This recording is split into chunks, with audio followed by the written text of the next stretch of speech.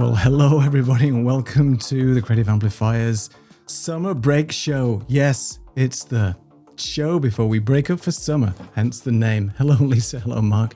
How's it going? I'm just before you answer. Poor summer Mark. Breakup, it sounds summer like. breakup. It's not summer.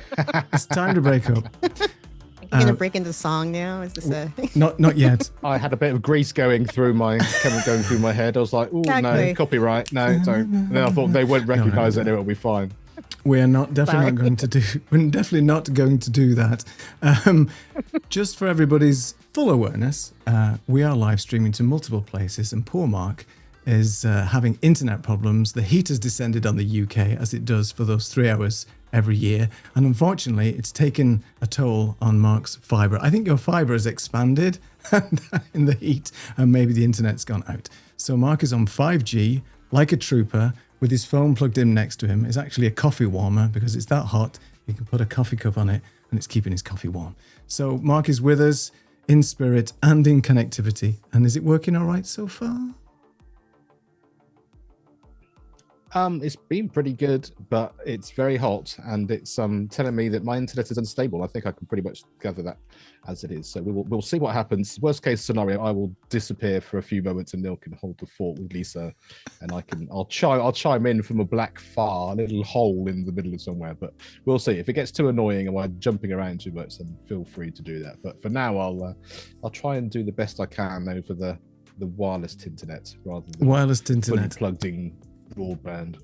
Wonderful. Well, we do have a Can guest. I say something? Of course you can. Go Really ahead quickly, first. this is a good lesson in being prepared of something that could happen, because Neil, show your magic. If something happens with Mark and we can't have him, as a backup, we have, drumroll, This scene. 2-shot. Yeah, ready. So just a little thing to remember, stuff can and will go wrong. So it's always good to have maybe a backup scene or two. Thank That's you. all. No, thank you for that. The problem is, if Lisa was to disappear, I don't have it set up for Mark and I. But we know Mark's got problems tonight, but that's okay. We can do that. That's fine. Do that. That's Worst great. case scenario, I'm doing this. Oh, I mean, I have to switch. Bye. Thanks, Mark. Well, he's still there in spirit. I can hear him in the background. This is how we run a show now. He's back. We have invited people to come on the show today, and we already have a guest in the room waiting for us. So without further ado, if you give us a thumbs up, guest, and you're ready to join us, I'm going to press this button, and you may or may not join us on this scene. Let's see if this works. Welcome, Mark. No, that's not you. Hang on a second. Let's just add. No, if you wouldn't mind speaking, special guest. Absolutely. Active speaker mode activate. Yes. Go. Yay. There's nothing like a Rel Hello, oil everybody. show. Hello, look at you. Look at the set. Long time no see. That's How's great. it going? Happy summer, guys. It's going really well. I saw the invite, and I saw that it's your last show for the season, giving it a break. And I was like, first of all, it's wonderful. You guys are going to take a rest, enjoy the summer. And I thought, hey, I actually have a little bit of time, a few minutes I can join you. So I thought, why not come in and say hello? Do it. Come and join us. So tell us what you've been up to. It's been a while. I mean, since we last spoke, many things have been going on in your life. So tell us all about what's been happening in Tatiana world. I'm also in a slight bit of rest mode myself because the semester ended for me as well, and I am teaching an asynchronous course this semester, this summer, co-teaching, so there's not a lot of responsibility.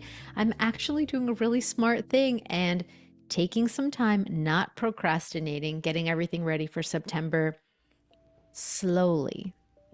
Allowing space for creativity, not rushing around. So this is like, I'm very, very proud of myself that there's actually built-in time to kick things off for September without like doing a crazy rush. So, and the other thing I'm working on, since I'm in this, like, it's, I guess, more of a summer cleanup, is cleaning up my eCam profiles and trying to figure out and understand how it all works. What are all these assets in this library that are huge? So Neil, I got your app. I downloaded it today to try to help me figure some things out and just clean up. So I've got that summer project going. I guess I'm just in this like summer cleanup mode. Some people do it in the spring. I'm doing it in the summertime. Amazing. Well, thanks for downloading the app. I hope it helps you. There's a lot of stuff in these Ecamm profiles. I didn't realize how big they can get, like sizes and assets and video files and all that kind of stuff. So yes, it's good to start the new season with a clean, fresh profile, or at least cleaned up. Makes a big difference, I think. Yes, absolutely. And, I've been using Ecamm for years. Is it okay if we kind of go specifically into Ecamm for a few seconds? You can do whatever you want. Okay, great. So I've been using Ecamm for years, and it's not until now that I realized exactly what you're saying. The profiles, the assets.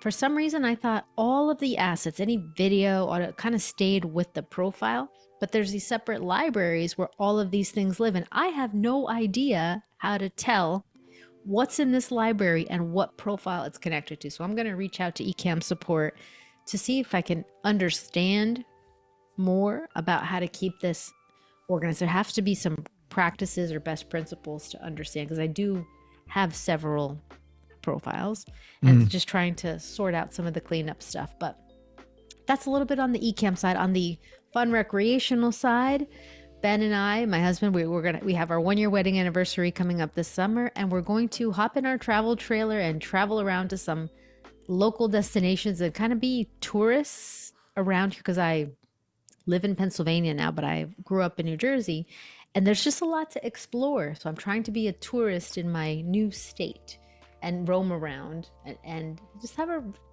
really nice, enjoyable, recreational new experiences. And the last thing I'll say, that I want to get your opinions on this, is I actually went for a walk and left my phone at home. Have you guys tried not having your cell phone with you lately? I feel very convicted to very freeing. And I kind of feel, I feel scared. Like there's a little bit of separation anxiety that happens leaving it, but I'm like, oh my gosh, I have got to stop. And also the practice of, if I'm with somebody, putting it face down instead of face definitely. up. I'm good at not paying attention to it, but not taking it with me and then face down has been these two practices that I'm putting into place. I wanted to hear what you guys think about phone presence when we're with other people. Lisa, I'll let you go first. Put it away. Put it away if you can. I understand, you have little ones, you have a aging parent, and you got to monitor it, but you can put it down, face down, so you're not distracted by the pop-ups of everything. And just be present with the person. That's your time with them. Why are you distracting yourself with some, a sale at Macy's or whatever that's popping up? Oh gosh, yeah, no. Or wherever you shop. But I say phone down, and then sometimes just go for a walk without it. If something happens, other people have phones to help you. So there you have it. Yeah. Exactly. I do. I've done that religiously for probably a year or more now. That my daily walk is phoneless, and it feels a bit weird to begin with, but it's now part of my. Even if my brain's really frying and the walk is clearing my head, just the knowing the fact it's literally just me, and I'm not having to have my phone in my pocket or even think about it or whatever. It builds in a positivity way, I think, day on day. And now, the other day I went out and I'd forgotten to take it out of my pocket, and I was like, I almost had to go back and drop it off and then start the walk again. So I thought, this is just wrecking my life if I'm going to have it in my pocket while I'm doing it. But yeah, I'm with you. Wow, I'm so proud of both of you. You guys are doing that hard work already. Very nice. I'm similar. So if I go for a walk just around the local village, I'll not take my phone with me. My wife and I'll go walk for a walk together, and we won't bother taking it because there's no point. I mean, as Lisa said, there's many people. Well, sometimes there's people, right? But more often than not, you'll see somebody, or there's a house that you can just, call on if there's an emergency or anything like that. So I think, unlike you though, I do get a little bit of, I get a bit anxious if I'm going somewhere that I haven't been before. I wouldn't drive a long way and not take it with me. The problem I have, I don't know about you guys, is that I don't really remember people's numbers very well because they're all in the phone. Now, back in the day, when you had to know your mum's number or whatever, when you were calling home and stuff, you'd have it on a piece of paper or you'd memorize it or something. But nowadays, I'm just very lazy and don't have those people's numbers. So if you ask me what my son's number is or something like that, I'm like, I'd have to look that up on my phone. I just don't know, and it's not bad. So that's the only thing I would say. But most of the time when I'm going for a normal walk, I won't take the phone with me because it's just nice to get away from that. I won't even take my watch. I just don't want to be connected to anything. Just enjoy and try and be more present, which is something I've been working on. Hey, Neil, write down your important numbers on pen and paper and keep it in your pocket or whatever little. That's a good. And you That's have a good it point. Your wallet. in case you need it. Yeah, Yeah. definitely. Yeah. There you go. And get yourself an analog watch. That Yes. does tell the time. That's not a bad idea. Get yourself an analog watch. I'm just gonna Watch Well, if you list. think about it, we were fine years ago without cell phones. Everybody got by. Kids went out and played and came back in. You know what I mean? Yeah, Everyone survived. Everybody did survive. Let me just add a couple of cameras here, so I don't mess this up. For me, walking out without the cell phone is freeing, but also it's not even so much about being socially connected. It's also about capturing things. So I have this problem as a retired photographer, videographer. I constantly want to capture things, but I'm also trying to put a pause on that because experience something and capturing it is not the same thing. And so I'm really I am taking steps towards being fully present in the moment without distractions, but without also trying to capture it. And like, I have these bajillions of files, video clips of everything. It's not because I intend to share it all. It's just like my nature is to capture it. So, but I being present minded is a huge goal that I have at this stage in my life. I'm going to be 50 and I don't know why it's like coming up now. I think because I'm thinking I'm kind of over the hill. When you think about Don't say that to me. life on Earth. And we're out. In terms of thinking of the phase of life that I'm in, it's like, it's there's a lot of years under my belt, and I want to enjoy and maximize them as much as possible. I mean, I trust me, I'm not thinking like I'm reaching the end or anything like that at all, but I am conscious of the fact of how much time has passed and how precious the time I have is, and I really want to enjoy it. So, Ben and I have made some really conscious choices about how we spend our time, and in prioritizing, for example, prioritizing time with our parents who are obviously older than us. And so that's been really important, but just like really being present, almost like pretending it's before cell phone days and really engaging that way. I think that's a great. That's been a lot of fun. Analog. An analog life. Analog. Yeah. There you go. Exactly. Isn't that a title for another publication, I think, coming up there? Interesting. I think so. I already wrote something about Oh, did you? All right. She's got it already. Oh, that's great, Lisa. That's fantastic. We have Saeed in the room. Now I'm going to switch to this scene, which is going to be horrific, but it'll be fine. We got two people on there, and I'm just going to change these. Hello, Saeed. Welcome to the show. We're all in bubbles, like bobbleheads. But we're just going to move people around a little bit, just make it a bit bigger, and then we can see. We were about to high five, now you pushed me away. There we are. There you go. You can high five. There it is. That works well. Funny. Saeed, we were talking about analog and being sort of present. What's your thoughts around all that? You mean like caveman without? Yeah, any... yeah. We can start there if you want. I cannot remember the last time, but just the other day, I had one of these co-working sessions I do every Wednesday, and I tell people, it's just 90 minutes. Please, take your phones away. I show them to the camera and put them in the drawer, and I put mine in the drawer. And like 4 hours later, I realized I didn't pick it from the drawer. I just forgot that it's there because it was not on my desk. So it's out of sight, and I totally forgot that. Nobody tries to reach me. Nobody cares about me that much. I'm not that important. So sometimes just having it in front of you makes you like looking on things or just checking constantly. Oh, is this some important message? No. The universe doesn't care that much about us, to be honest, right? So yeah, it is. We survived the 90s somehow. It's funny. We were on a call, Said and I, with the Stream Alive team just a few hours ago, and Martin McKenna pulled out these old cell phones that I hadn't seen forever, like these Nokia phones, Like he still keeps them Oh my around. God, I mean, we were thinking, do you remember the first sort of mobile phone that you had? Do you remember those? Let's go round brick. the table. So you had the like one of the grey brick things with the rubbery I didn't antenna. have one. Everyone aspired to have one of those bricks, and it was a brick. It was heavy. It had a thing, like a suitcase thing to connect it to. If we're going to go way back before flip phones and all that madness. Flip phones. Yeah. Mark, what about you? I could not afford those brick phones. They were way out of my league, but I did get a beeper. When I started college, I had a beeper so my family could reach me in case of emergencies. And I don't know if you all picked codes for yourself, but like if I paged anybody, mine was 22. So if you had asterisk 22, you knew it was me after the phone number. So we all had like little codes. That's where my communications journey started, is with beepers. But my first cell phone was a skinny, tiny little thing that fit in my pocket. The little flip phones. It was so cute. I loved it. We didn't have pages in the UK, was... did we, Mark? Yeah, I had pages one when I was at college. Ah, okay. Yeah, it sort of came and went quite quickly, I think.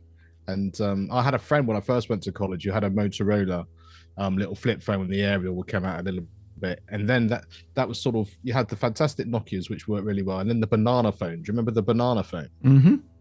It was like the Matrix phone where it comes out like that. Yeah. Exactly, yeah. Which obviously made all the difference, apart from the fact it didn't really fit in your pocket properly. But apparently it looked pretty cool. So yeah, I had a brick, but the smaller bricks once they became sort of a bit more mobile, fine size before, but not one of the original ones. And because I kind of feel like you need a Rolls Royce or something like that if you were going to be going on or in some kind of speedboat going down a river or something. Oh, that's really just funny. to prove your worth. Exactly. That's great.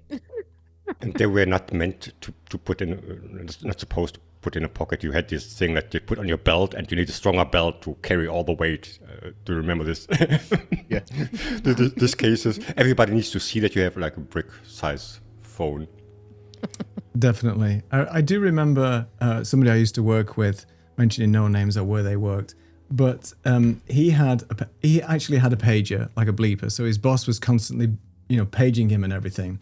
And then he also had a phone, and it was all clipped around his belt. It looked like it was the Batman's utility belt. He had that much gear strapped around him. Couldn't have been very good for him with all those radio waves. But it was either, and when the beeper went off, he wasn't sure whether it was his phone or his beeper, so he's looking at both at the same time. Talk about having to sort of work out which one's which. But I think, those were the days that I remember. And it was, but I never had one of those pages. But my first phone was a Motorola, and it was quite a big brick. I don't think it was as big as what Lisa mentioned, but it was very heavy, and it was the analog phones, right? So it was before they moved over to the digital. So it was very susceptible to all kinds of interference. Never worked properly, especially when you're traveling. You could never get a signal. It was very poor. But there you go. And we've got a few comments here. Let me see if this comes in. Just put over there. Hey, David, thanks for joining us. So you still have your iPhone 3GS and iPhone 4. That's interesting. Do you keep your old phones, people? They will be antiques soon. But that doesn't count. They didn't even have buttons. We were talking about like the very early days with no touch screen, no nothing. With an antenna at the top. Yeah, fantastic. Two lines of text if you are lucky. Monochrome. And what about the fact you had to wait? It was so expensive. You couldn't speak to anyone during the day. We had to sort of wait till 6 p.m. before, and then it was free for a couple of hours, and then 6 p.m. We had to wait till 9 p.m. The free plans didn't. The free minutes didn't start till after 9 p.m. in the U.S. Wow. So everybody starts calling each other at 9:01. The other day I read like a joke somewhere on Instagram or so that all this AI with the tokens and stuff, it reminds us of the 90s where when you accidentally called someone and then all your money was gone if you preloaded it or something. You had to be very, very careful when you use it and how you use it and what you use it for. So honestly I think this made a difference, because if you called someone, I mean, you thought about it, and it was something like important, maybe, or just calling someone and talking for 3 hours for no reason because it's free. It just takes a lot out of these conversations. But back then, if someone called, just, oh my God, he or she spent actually like, I don't know, 99 cents per minute to call me. So it felt different than nowadays. The appreciation was different. I'm sounding like an old man. But because I am probably. Well, you had a birthday recently, you know. By the way, there you go. Yeah. 42. I was gonna say that. Happy birthday. First time I'm seeing you in real time since your birthday. We messaged, but first time seeing you. And I also wanted to wish you guys a happy Father's Day. Oh, I thank know you. mentioned your son, Neil, as yeah. well, and Mark. Want to wish you guys a happy Father's Day. And Thank you. Saeed, do you consider yourself a cat father or? Oh no, I'm not that crazy, so no. I wouldn't celebrate like. Don't want to like, assume. No, Don't want to. no, You mean you don't get cards from your cats on Father's Day? What? no. They don't get presents for Christmas or anything. Oh, I draw the line somewhere. okay. I think I'll end this conversation now. Then let's move on to another topic. Wow. Mark, I don't know whether Since you want we're on Until old we technology. get to Christmas. to. Are you still there, Mark? I'm just looking over. Oh, he's gone robotic mode now. Funny things start arriving on his doorstep. We missed the punchline. We missed We most missed of all that, of Mark. that. We missed most of that, Mark. Sorry. I was going to say, since we're on technology and I'm thinking back to productivity technology, who here remembers the Palm Pilot? Oh man, I loved it. I loved my Palm Pilot. I Yeah. loved that it. thing. Loved it. Stylus. Loved it. It was So great. organized. Yeah, and a new way of writing, right? How did you get on with that? yeah. You know, that I can't remember what it was called. There was a name for it. What was the name of the writing that they employed? I can't remember. There was a I don't name. remember. Alphabet. Thanks, Mark, for that. Cursive? And some of our kids don't know it. no. Yeah, what's cursive writing again? You know, yeah, that's joined up writing, isn't it? As they say. Were you an organized person then? Obviously, Lisa, you are organized because, you know, you set us in good stead for this show when we first kicked off. So obviously you're organized. But was that your go-to device then for everything? Were you like just had everything in that Palm Pilot? Yeah. Yes, that was my thing. Everything in there. And Everything. It was everything. Filofaxes, that was the precursor to the Palm Pilot. Did anybody ever file a fax and thought you were really cool because you had and the thicker the filofax, the more important you were? That's how it worked in my industry. Yeah. We had Filofax, and then there was the day planner that you could buy in different sizes with all the various accoutrements of calendars and to-dos and things you can insert in that. Interesting. So it was, similar to the Filofax, yeah. Love that too. Yeah, I like the Filofax. Yeah. Saeed, Tatiana, did you have any of those gadgets? I was the one, you know, I had address book, planners, like I was the record keeper. I would, you know, everybody's phone number. I also did, like you mentioned, Neil, I actually was the one who memorized everybody's phone number. So when anybody in my family needed a phone number, they just asked me. But when the Palm Pilot came out and I was able to get one, I was like, this is amazing. I can carry one thing with me instead of multiple and update it. And I was also like, how do I back this up so I don't lose it? But I really loved being able to have the information digitally and accessible. So I definitely signed on for that. Saeed, were you a Filofax, Palm Pilot organizer type person? Sony Clie, that was another one. I heard about these, so I never like a Filofax or a Palm. Maybe slightly different generation, but when I started having like actual schedules and stuff, technology was already more advanced. So it was like I turned 18 like in 2002. So from phones became more modern, internet was available everywhere. But to your point of, I still don't use like technology to organize myself, but I also don't use anything else to organize myself, just for the record. I admire people who have all these colorful calendars and then everything is color coded, and so that doesn't work for my brain. If I remember it, I will be there. If not, so yeah. Interesting. Well, that we could go down a rat hole now of organizational skills and what people use for their calendars. Real quick, David said that he does remember the Palm Pilot 2. It was a game changer back in the day. Yeah, the pen was called a stylus. I just can't remember the type of writing. But has anybody seen the story of the BlackBerry on Netflix as well? Because that was a big thing. I never had a BlackBerry, so I sort of went from the Palm Pilot mobile phone to an iPhone. The BlackBerry thing just passed me by completely. Anybody here? Tatiana's nodding. I didn't have one. I just didn't want to be a part of it. No, it was like a stigma attached with the BlackBerry. It didn't interest me. Yeah, didn't interest me either. Tatiana, you had one? No, the same exact story as you. I went from Palm Pilot to cell phones to iPhones, so that escaped me. I missed the BlackBerry era. Which is not a bad thing. A real business. It was kind of sort of suits, job, run your life. More corporate. Yeah, exactly. Corporate people. Many people I just remember people calling them crackberries because people were like addicted to them. That's all I remember, is that they were your crackberry. Crackberry, that's a great term. Never heard of it. But it was definitely a corporate world. I remember sitting on trains going to work and everybody's on their BlackBerry because it was game changing because of the way that you could just get email on your phone. So all the corporate, big wigs were basically making sure that their people were doing whatever they could on their in their businesses by just looking at their email. But the story of BlackBerry, if you ever get a chance to watch it, even if you've never used a BlackBerry or liked it, it's a fascinating story. I think it's on Netflix or something. It's a documentary about them, and it's really funny how they became so arrogant, and then when Apple came along, they're like, yeah, we'll be fine. But there you go. Yeah, it was the lack of touchscreen, wasn't it? It was the people want to use buttons. That was the thing. Yeah. It's a bit like the Kodak thing, isn't it? It's like this digital photography thing is not going to catch on. Everyone's going to still want to take their film to the supermarket or the pharmacy to get it printed. Right. Hindsight's a wonderful thing. It is. But we had this conversation earlier today, Neil, about everything going full circle.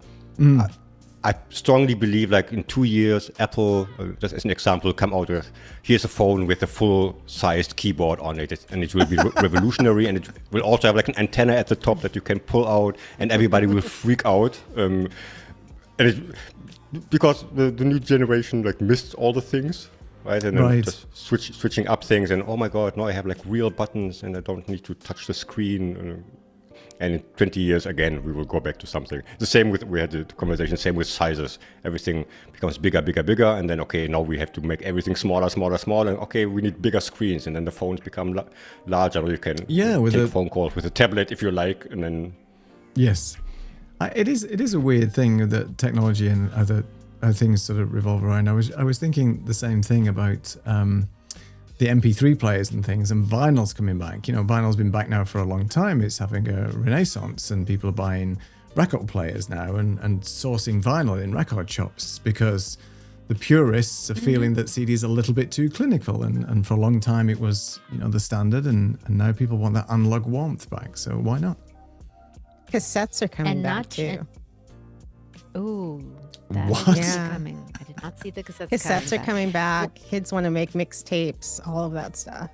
That's cool. Okay, mixtapes. I was a huge fan of. I have I don't know if I shared this with you guys. I have a 14-year-old sister, and she requested a record player, and she listens to actual vinyl records on this. So it is also a part of like this very young generation who's interested in more analog type of things. It's kind of fascinating. I mean, she also has technology and whatnot, but not every young person is interested in technology. But Lisa, I did not know about the cassette tapes. I did not know that. Yeah, they're coming back, and they're becoming a big thing to find and buy, and so it's interesting. I stored all my cassettes and VHSs for like 30 years, and then I threw them away after Neil last week said, get rid of everything you don't need, and now suddenly they're making a revival. Have to get them back from wherever you sold them from. Yeah. I think I've got 3 or 4 tapes. I did that too, but I kept DVDs that you can't find on streaming, and I'm glad I did, because they're just not coming back. They're just not there for whatever reason. So think about that before you purge. That's a good idea, because not all, because when Netflix do their shows and things like that and the films, the films are not there forever, so they'll recycle them, right? They'll just get rid of, ending soon or whatever they come up with on Netflix, ending this month, and then they bring another load of films. So it's not like you've got a completely endless supply of content that you can just go and search through. So that is a very good point. I have to see I don't think I've got DVDs left. Go ahead, Mark. How many films do you think you purchased in the early days of buying and downloading films that you now don't know where they are, or you watched them once and never saw them again? Ooh. So like where'd they DVDs, go? I you wasn't mean? big into buying. I wasn't big into buying them. I always rented or borrowed them from the library. Yeah, and renting them, and if there's movies I go back to just because we have over 500, 600 channels, and some days there's absolutely nothing to watch. So That's I crazy. go, which is crazy, insane. If I've rented something and I really liked it, then I'll buy it, and now I have it. So I've curated this nice little, my favorite things to watch, movies to watch, that I do go back and watch. Like I actually do go back. So I think that's a good way. Like find what you love, you really love it and want to see it whenever, then purchase it. I always like to buy from the rental places. I know, like Blockbuster, I think that in the US formerly, because I think they have like a cycle, right? They're out for I don't know how many weeks, and then you get them for like $3. They're just on sale. Okay, the movies as you said, that I already watched or that I were curious about. It was even cheaper than renting them for a day, because renting is like $2.50 for 2 days, because you give it back the next day. And I just bought the thing for whatever it cost, like $2, $1. Sometimes I just want to get rid of them. But to your question, I don't know where they are now. Probably landed on eBay or I don't know. Probably somewhere like I've that. definitely got 3 or 4 things on a hard drive somewhere that I don't know. And it'd be quite fun. I should get our kids next time they want to stream something to actually go and take a little drive for 10 minutes to the nearest store, not to buy anything or rent because you can't anymore, but just to go somewhere, wait for 5 minutes, decide on something, and then come back and then watch what they could have just streamed straight away, just so they get that whole going to Blockbuster experience and getting out the house, and how much thought it took to actually watch a film back into the day. Yeah, wasn't it fun to wander through Blockbuster? Like, yes. Yeah. Oh yeah. I think of some fun conversations I had and just all that. Yeah. I also like grocery shopping, so those are just things I enjoy, like looking for things, finding things. But Mark, I wanted to ask you, does your library? Because here, every library you can borrow content from, like physical things, or you could also do it digitally. But I was just wondering if they do that in the UK, if libraries allow you to rent media, borrow media. Yes. Yeah, they do, and they did way back from cassettes and then through to DVDs and CDs and that kind of stuff. Yeah, you could do that as well as books. So yeah, that's. I mean, it's been a long time since I've been in a library, to be honest. So I'm sure that is still the case. But I think a lot of people go to the library now just to have some quiet space, talking about what you actually need in life rather than anything else. It's actually just somewhere to go. I know certainly. My daughter's just finished her first year of uni, and she was like, no one really knew where the library was or cared, and it was just quiet the whole time. And then you get to the last 2 months, exam season starts, and then it's like, okay, everyone now knows where the library is and where they want to be, and it becomes the hub of all life for like a few months leading up to exam season. Yep. That's the same. That's the same at my university. Mm-hmm. Libraries, yeah. Universal. You also have like media you can. I think I was looking the other day. I thought probably I can get like a library subscription or whatever it's called for. Maybe I will read a book or two. Who knows, right? But they also have like games you can, like Wii games and other games you can just get from there for free if you're subscribed to the library, at least in Germany, or like programs or tools to install on your PC. I just wanted to ask you while we are here and all feeling old and stuff. When watching Netflix or yes. Amazon or anything else, am I the only one who doesn't remember any names or anything? It's like the movie names. I turn something on, I don't even know what it's called. If you would ask me what did you watch yesterday, I could like roughly describe what it was about and who was like the main character or actor, but because it's so much, there is something new every day. Or I really cannot remember. And back in the day, right? You know all the. You know the movies, you look forward to them if you rent them or if you buy them or if you go to the cinema. Now everything is blurred and before you, if you want to answer to your point from earlier, Neil, with my ADHD, I wait until like Netflix shows me this one will expire in 2 days, then I will watch it. Because it's so much, there's so much, I don't know what to watch, but okay, this is my last chance to watch it. Then, okay, I don't know this one yet, or I know this and I like it, I will rewatch it before it expires. This is how I select what to watch on Netflix or on any other streaming platform. It's just overwhelmingly too much. That's called just-in-time watching, I think. There's a technical term for that, where it's just going to expire. I like the pressure. I've never done that. I'll go first and answer your question. Back in the day, you used to remember films when you saw them at the cinema or especially on TV, and I was always one for recording movies around Christmas time on the old VCR, because when my mum got a VCR back then, it was like a revelation, because like now I can actually record movies. So I used to be one of these people who would like record a movie and play the movie over and over to death. And the one that comes to mind all the time, there's two: National Lampoon's Christmas Vacation, played that to death, and Beverly Hills Cop, the first movie, like on repeat all the time, kept playing it to death. But nowadays, like I watched a movie yesterday, and I'm struggling to remember what the name of that movie was. Even though it was a good movie, and I can tell you it had Jason Segel in it, and it had, and it was pretty funny. I also had Juliette Lewis. I couldn't tell you the name of the movie without really, really hard thinking about it. I think it's because you just see the thumbnail and you just click on it. It's like a YouTube video. You just see the thumbnail, you press play, and the movie starts. And you don't really get into that, oh, I've bought it from Blockbuster, I've got it off a shelf, I've paid tickets at the cinema, so you really engage with it. So, yeah, that's my two penneth. Who else wants to go next? If it's just us. I'll chime in on that note. And that is why in education, I am so for desirable difficulties and creating moments of difficulty so that the brain has to struggle a little bit. It can't be so much that you feel defeated, but it's got to be enough that you're putting in effort, because I mean, you guys know if there's no effort put into it, it's our brain is in a different mode. It's just in this like passive mode versus being fully engaged in a more active mode. So that is a lot of the conversation that I want to have this coming semester with my students, and the topic of AI and how I allow it. I'm all for it. I just don't want them to allow it to replace their voice. I just want them to treat it like a sidekick, an intern, not allowing it to, not to give up their own thinking process in the middle of this. It feels like a lot of media allows us to just sit and be idle. And that's why we don't remember, because it wasn't that memorable. We were not a part of it. It was just presented to us. Right. So those are my 2 pennies, like you said, Neil. Interesting. Mark, Lisa? I'm going to add another penny. Go ahead. Going to add another penny. Of course.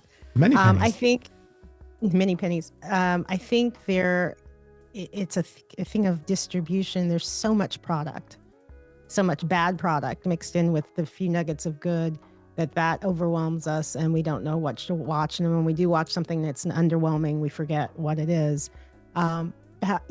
Back in the day when a movie or a television show came out, there were only a few choices. Like we go in the Wayback Machine, you had 3 networks. You didn't have, a ton of cable and this and that and the other. So people look forward to watching something. People would talk about it, the water cooler talk, of a show that was playing. And so there was actually built more interaction in real life with people, because they had something that they had taken their time to view and that they could discuss with people. And so I'm going to segue into that whole in real life thing. I think that's why we're going to start to see more people are craving in real life workshops, in real life, activities, gatherings, pop-ups, whatever. It's happening. People are craving it. We want the community. We want to interact and talk. And so kind of, again, full circle moment, because that's where we started. We've lost it along the way. People need that, especially right now. That was probably $10, right? No, it's $22 there. I was counting $22. Go ahead, Mark. There's a couple of things that I thought about there. One was going back to the vinyl idea, because it wasn't actually just about it's on vinyl in that particular sound. It was the record sleeve, the reading the lyrics, the look of the thing, the talking about it, the going to the record store to buy it, and all of that sort of stuff. So it was the event. It was being part of that band's community and their world and all of that sort of stuff. So it was bigger than just, oh, there's a great track, I'm just going to go and listen to it, and then, like say, forget about it, or wait till the next time you've got your phone plugged in or whatever. So I think there's that being immersed in the whole thing. The art, in inverted commas, was more than just the track. It was the whole sort of creative process that came with it. And the other thing, it just reminded me of, and this is for Neil's benefit, the whole Radio Times thing. You talked about Christmas and deciding on what to do. So the Radio Times is like a magazine's listing of everything that happens each week. So it's a weekly thing, but at Christmas sounds like a bumper edition, everything that happens over the festive period. And people used to literally sit down and you'd circle the things you wanted to watch, and you'd organize your day and how you're going to spend your time and who you're going to watch it with to watch this particular thing at this particular time. And it becomes an event. And even, like, say, when the VCR came along, you'd still have to be there to record it, or to actually spend the time to do the timing to record it so that you could then watch it again later. So I think it's just the fact, back to sort of Tatiana's idea, that there's more to it. You have to put more effort in. You have to be part of the whole thing you were trying to create or watch or be part of, in order for it to then have some payback later on. And I think that's probably the biggest takeaway, that, like I say, I think we're now going that full circle, that people want to be in person. There has to be more to it than just that immediate fix. And from there, I think that's probably a more human thing, which I think, like Lisa said, that's really what we're all sort of craving, really. Yeah. And I think it's also making intentional choices about what you want to view, how you want to view it, when you want to view it, and who you want to share it with. I mean, that's really what it is now. We want that. And so instead of being bombarded with, multiple choices, and not one looks like the other. So have you guys heard of this? Is it second screen concept or whatever it's called, where they're dumbing down, like on Netflix, for example, they're dumbing down everything because, rightfully assuming you are on your phone while you are watching like a show on the big screen. So they will say out things loud that are obvious. Oh, I just walked through the door. Yeah, I know, I can see it, but most people are just on their phone scrolling on TikTok while listening to the movie, and slowing down everything, so that you can catch up even without paying attention. So you don't even have to be in the same room to follow along, like some of these shows that are, and it's kind of once I heard about this and I start like paying attention. Oh my God, this is so stupid that they are just saying things out loud that you can just see. It's just like narrating their own movements and part of the plot, or repeating things over and over again because you forgot, or you probably missed it 10 minutes ago. It's a really wild thing. Yeah. Do you all think there'll be a backlash to all of this? Maybe not in a huge amount. And it's already happening. There's a backlash against, certain things of AI and all that, but I'm curious. I think so, especially because I've noticed, Saeed, this dual inputs. And I think that it's because our brains have become used to really high amounts of stimulation. And so now just doing this one thing, just paying attention to one movie, is not enough. So you go and you seek a little extra dopamine so that your brain, you're tricking yourself into thinking you're going to get a stronger reward by doing this. So Ben and I have talked about this, like, okay, I need to put the phone, again, what we started talking about earlier, I need to put the phone down and really pay attention. But we have to be so intentional about making that choice. Again, back to talking about choices, because it just creeps up. But Lisa, your part too, I have my students, some of them will do their semester speeches on the negative effects that social media has had on their lives. And I'm talking about all kinds of students, all walks of life, saying every semester the same thing. social media, really bad. Put limits on it. It was bad for my mental health. It's bad for my self-esteem. I became addicted to it. And I think the pendulum is kind of swinging this other way. Whereas for us, it was like, ooh, technology, email, this is so great. And now we have so much, and people are realizing this is a good thing. It's also a really bad thing if we don't not restrict, but put limits, put boundaries around this based on our own personalities, our own levels of emotional intelligence, our goals.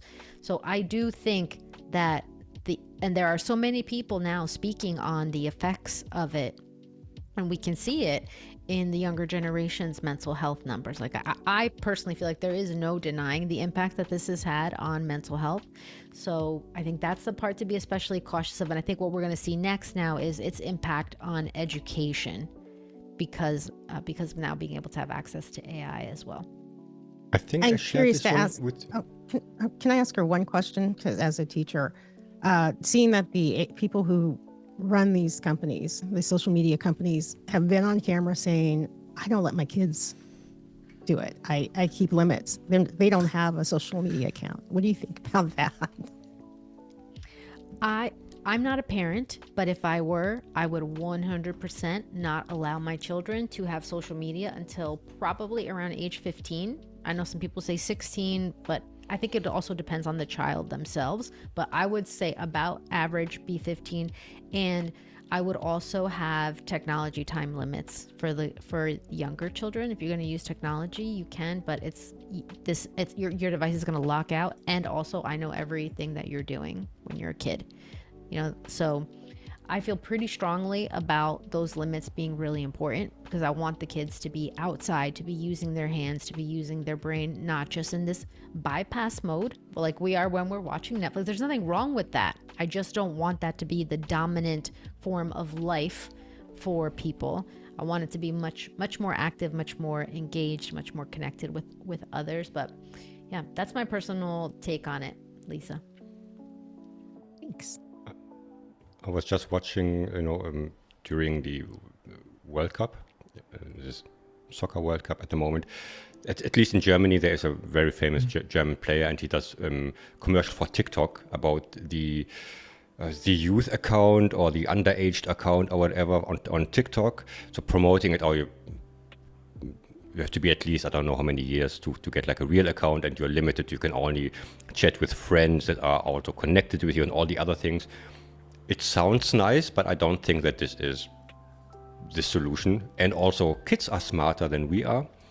I mean, there are ways for everything. So if you want to see more than you are allowed to, and usually, if you know there is more and it's not allowed, it's even more intriguing to try it out. Or you have a friend, or someone knows someone who knows someone.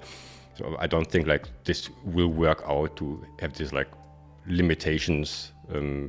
Or parents maybe don't even care. I will create an account for you. Just leave me alone and use your phone. So yeah, I'm not really sure this is a solution to the actual problem. And I shared it with you a few weeks ago, Mark, because I thought it was a new concept, like in the UK, where they had at least this one school that did this concept of they banned phones from that school for a month or for a week or so. And it's a documentary I think from BBC. You can watch it online, and just like drug addicts, the first days for them, like the behavior, right? So all these notifications they miss, even if they are in the same room with everybody who could send them something, they're all in the same room still thinking they will miss message from someone else. I mean, there is no one else, it's just you, right? And then seeing the evolution of just a few days ago, people, they went outside and they played with sticks and stones like it's in the 90s again, which is a very nice thing. Just if you don't have this connection, or if you just kept the connection for a few days and you were like, okay, it's so boring, let me try this outside thing people are talking about, let me try this playing thing, let me try this conversation thing that I heard of from my grandparents. And maybe they get used. They're looking people in the face and not sending like messages across the room. That's the weirdest thing ever. If you're in the same room and you send each other like messages or forward memes and other things, that's so odd. It's it is fascinating. I mean, here they've just announced they're going to have a ban to every 16 for social media. But they've put it across all sorts of things, including YouTube and whatnot. And there's lots of grey areas, there's lots of things they're still discussing about it. The issue is you quite rightly said, that people that want to do it, with VPNs and all that sort of stuff, and the people who are currently sort of early teens up to that point will still want to keep doing it. They're communicating with their friends in that way. There's some very positive aspects to it as well as the harmful ones. And I think part of it is having a conversation with young people. And a lot of it is awareness. To Tatiana's point, it's that kind of, are you aware what they're feeding you? Are you aware, like say about the dopamine in this and how all of that works? And I think there's going to be a bit of an issue, because for those children who, let's assume that there will be someone who's 12 is never going to have social media until they're 16, then there might be a bit of a reset for those people that older. But the people in the middle, I can't imagine they're just suddenly not, they're going to be, oh, that's it, they said you can't use it anymore, so therefore they're not. And I think the thing that us is from back in our day, which, Neil, you need to change the title for this video probably about that, but just that sense of they don't know any different. This is their world. It's not something they sort of understand. This is all they know, in that way that we're like, yeah, but I've only known a car. I know there was horse and cart, and we used to walk a lot, but we go by car because that's what we do. To suddenly say, but it used to be like this, doesn't make any difference, especially when it's the world that they're actually part of. So I think the awareness is the really important thing, and I think that dialogue as well. I had a whole series on my podcast recently, and the whole thing about banning the phone. It's like, well, the phone is a brilliant thing. If you're wanting to learn Spanish and you can have a WhatsApp group with people who are Spanish, then what a fantastic way to be communicating all the time and that sort of stuff. Do you want people in Spanish lessons just talking, being disruptive? No, of course you don't. But it's not the phone's fault that does that. It's the behavior, it's the way we're taught, it's the way we're learning, and how we've got all these boundaries around these things. So I think it's a much bigger conversation, and it's hard to have a one size fits all point of view. So I think it's complex and it's interesting, and I think there's more to be done, and I think there'll be this kind of sort of cliff edge of those people who probably will start social media later, and then there's these few years in between the people that are already using it, and what sort of happens, and whether there's a culture shift, whether we notice difference in mental health and that sort of stuff as those few years sort of take care of themselves. It is interesting because I agree with you, Mark. Go ahead, Tatiana. I'll say super quick, Neil. I agree that you can't have bans and not explain, or you limits, boundaries, on these things, and just like growing up, I wanted to know why. Explain. There's a rule, but why? I want to understand, why is this not good for me? Why doing it like this is good for me? So I would just wanted to add, I 100% agree about the dialogue being really important, the transparency, and also like it's going to be individual to each person. We don't really have a blanket answer for everyone, and there's a lot that we're still trying to figure out. So Neil, over to you. No, I agree with what Mark said. I was just thinking about what you mentioned about the generational thing. Like, they don't know any different. They've grown up with a phone. Now, if we just propel that forward, we're in a generation now where they're just starting to understand about AI. AI is coming into the fold.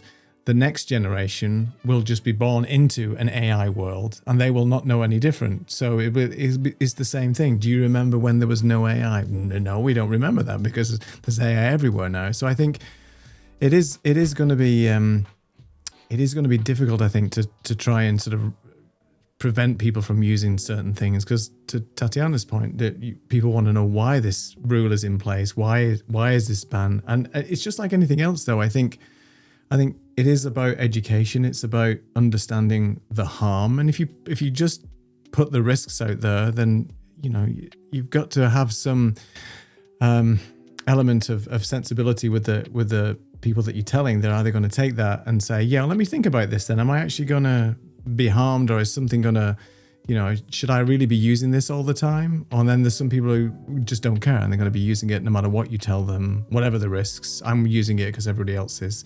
So I don't know what's going to happen. Personally, I would not like to be grown up as a kid or as a teenager with all this social media technology that we have now. It doesn't seem to be a very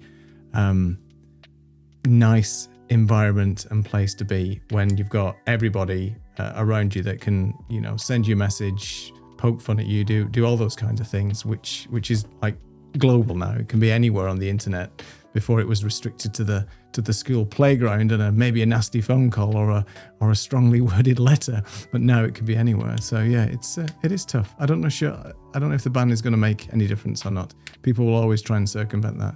It's just like everything else, I think. Yeah. But It's the not having any time off, isn't it? Because like you say, there's always someone chatting to you. There's a friend all day. But then that comes to awareness. We understand that as the grown-ups, and yet we're having the conversation right back at the beginning of the show of that. I'm really enjoying my walk because I'm leaving my phone at home. So there's a certain amount of things as educators, as parents, and sometimes it's that kind of, as the grown-ups, we know some of these things, and you can put things in place so that they then understand that. You don't let a child play in the road even if they want to, because they're likely to get knocked over. So you put perimeters around what you're doing to keep them safe. If you know that we know what the phone can do now and social media can do now, so there are some perimeters around that. Like you say, whether it's a time restricted thing or you're not at the meal table, not at this, whatever it happens to be, and you start to educate yourselves in the same way, because it's not all bad. You could have had the same conversation about the fact you're not allowed to use the internet. I want you to go to the library every time you want to ask a question or find something out, or you always have to do every single calculation in maths. You're never going to use the computer. You're never going to use a calculator. But of course, my handwriting is only beautiful when I use an ink pen. You can't use a Bic or a ballpoint pen. But that just doesn't become a reality. But there are still times that you would do certain things for certain reasons. So I think explanation, understanding, experience. What's it like not to have a phone, and what's it like for you as a child to decide not to use your phone. That's a powerful thing, because there has to be that kind of back and forth. We think this is a good idea. Why don't we try it? Let's see what it is, and also they like the boundaries. The reason you can't watch an 18 film if it's been told that that's the thing is because it's meant to protect you. So there are still certain things can be put in place if people really want to. It just needs to be, we haven't got there yet. It's all so new and so kind of unregulated that we're not quite sure where we are with it. We haven't watched it yet. Ready Player One, the Steven Spielberg movie. Yeah. Watch it. Spoiler alert. So I'll give you 3 seconds to cover your ears. But at the end, they decided to shut down the, let's call it internet, or the metaverse thing they all lived in, were addicted to every Tuesday and Thursday, I think, for everyone. Interesting. There just was no virtual connection for 2 days a week for everyone, and I think that's kind of a nice solution. So it's not taking it away from some and the others still use it. Everyone goes outside, everyone looks for real connection, at least for this one day. Even I would do it. So if there would be no internet, I would try this outside thing. Right? There you go, this outside thing. So as long if there are no alternatives for nobody, we will get creative with how we can use our time better. And before we drop off, I just wanted to mention for 45 minutes now, Tatiana, I see your new plugins, your new earphones. They look great. Oh, my in-ears. Your in-ears, yes, I was looking for the right word. Thank you. First of all, I want to also add a +1. Ready Player One is a great movie. I concur. So that's just a really fun movie. I like that. I actually think that makes a good social media conversation in general. But so when I went to Costa Rica a few months ago for a sad reason, but my a little cousin of mine had won these in-ear monitors, but they have no microphone, and he was like, what am I he's like, it didn't fit him right, didn't like them, so I bought them off of him, and they are just these, there's no mic, so there's no purpose other than to hear, and I've been testing them out ever since. I'm trying to remember how long ago was it that I went, but anyway, every now I wouldn't use these if it was like my hosting. I'll switch to something else, but they're just little wireless cool ones. The wireless ones. I was going to say. Thank you for noticing. And they're pretty good. Nice accessoire. So interesting. Because I'm not a big fan of the wired Thank you. ones, I have to say. And these keep falling out. And they're big and clumsy, but I don't like wearing headphones all the time as well. I mean, I like Saeed's look. That's his look. But, you know, when it's hot, I don't think I can wear headphones. But I don't know. I think we need some gear choices for the next When the for the stakes next are year. high, when the stakes are high for me, Wired. That's what I it's have. the corded. Yeah. It's Yeah, the and corded I have- ones. I It's have the extension cord because otherwise it's too tight. Yeah, exactly. me Exactly. too, Yeah, Lisa. see? So Yeah, you know, when yeah. when I'm teaching, I'm hosting. It's these, but Ah. like today, I'm joining you guys. I have an hour. They're Why not? supposed to last There you many go. hours. Yeah, I that's have great. tested them for up to 3 hours, and they've been good. But you know, if anything happens, I just hold on and I pop these back in. But I always have the wired ones ready to roll.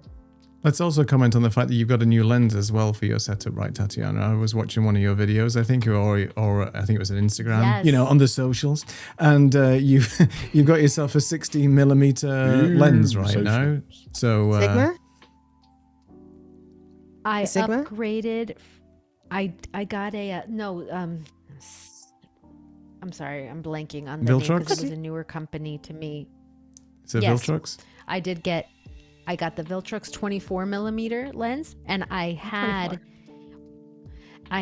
a Sigma 1.4. much wider lens. It was much 16 wider, and I was millimeter. constantly cropping in No. because I have the Sony ZV-E10, so it's got the crop factor with the sensor, and so this one now, it's exactly right for the distance that the camera is from my face.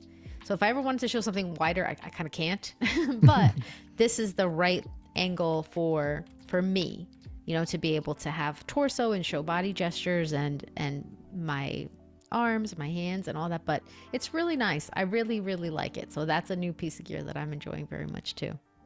It looks great. I was trying to work out the equivalent because it's a 24mm on a crop sensor, so it's 24 times 1.5, so that's giving you a much sort of wider, more narrower Yes, and look as well, which is cool. In the video that you mentioned, Neil, that I posted it on YouTube for sure because that's like my primary thing, but I'm pretty sure I also shared it on LinkedIn and maybe even Instagram.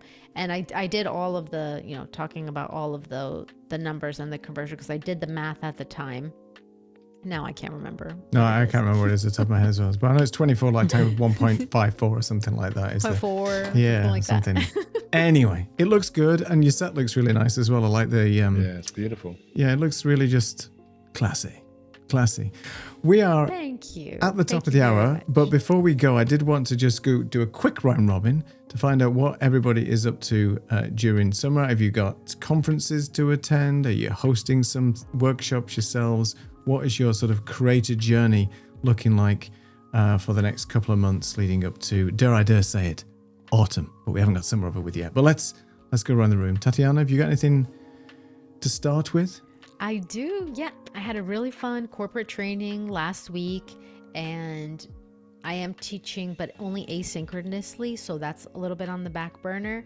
I am hosting and helping to facilitate my upcoming book club for the Teaching Institute at my university. And we have a really exciting book. So I'm going to be facilitating, and I always love doing it because I kind of get to wow them a bit with all of my tools. Most of the educators don't have a lot of these tools and resources, so it's always a fun opportunity to show off a little bit, but not, you know, in a good way, show off in a good way. Sure. In a presentable way. Absolutely. Saeed? I'm trying to not too sophisticate in the next 2 weeks. Survival instinct, trying to stay alive, that's the most important thing. I really cannot deal with summer, and it makes it worse if you do everything from home, 100% working remotely. But anyhow, pretty busy with our Fit for Facilitation community, which is, they grow up so fast. Those communities, they grow up so fast. Yeah, oh my God, yeah. It was like a toddler a few months ago, and we're already at 1,400 people. Wow. Growing Congratulations. very, very fast. Thanks a lot, me and my 3 colleagues. I think this will keep us busy, but I'm telling myself to keep things down a little bit over the summer and trying to figure out what I actually want to do, because I think it will be also more silent If people go, there's vacation everywhere. People don't want to be in front of the PCs. They want to join. They don't want to join webinars and other things. So maybe slowing down things a little bit and then coming back with a bang in August, September, when things enjoy the summer, normalize a little bit. Absolutely, that's what we're planning to do. Well, I really appreciate both Tatiana and Saeed joining us tonight. It's been fun, great conversation. I can't believe an hour has just flown by. You're welcome back anytime. Of course, to join us, and we love having guests on the show, and it's been a pleasure having you both. If you want to stay in the green room for 5 minutes, I'm going to close the show in a second just to say our goodbyes, and I'll just go back to the three hosts. Thank you so much, Tatiana and Saeed. Marvelous. Oh, wonderful. Time flies when you're having fun. And speaking of workshops, just to let everybody know that we have our workshop coming up, our actually 6-week show production accelerator, to give it its full title, coming up on September the 14th.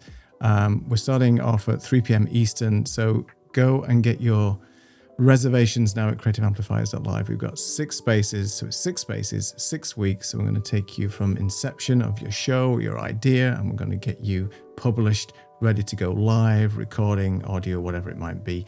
So go and sign up at creativeamplifiers.live. Come and join us. It's going to be some fun stuff there. Look at us. Our summer break. The show is over. Mark, your phone as just like, you need to keep that phone. It's a keeper, definitely, for chugging away for so long. And it's still there on the 5Gs. Really impressed. It's done really well. And I mean, I've got a very warm hand. But yeah, it's very, very cool. And I'm glad I was able to join you. And no one's messaged me to say our internet's back up. So yeah, and it enabled me to be part of this before we disappear for the summer. So it's wonderful. Hooray for technology, having spent a while talking about not having technology. There you go. We managed to get through it. Well, Lisa, it's been a pleasure, as always, to have you and Mark on there. I think Mark is still talking in the background, but we can't hear him. I'm not sure what's happening. It's probably a good time to quit the show. You enjoy your summer, and we'll obviously be keeping in touch in the interwebs, but we'll be back sort of early September before our cohort to give you the lowdown of what we've been up to, and probably bring some guests on again later in the year. But until then, have a wonderful summer, enjoy yourselves, and we will see you in September. Bye for now.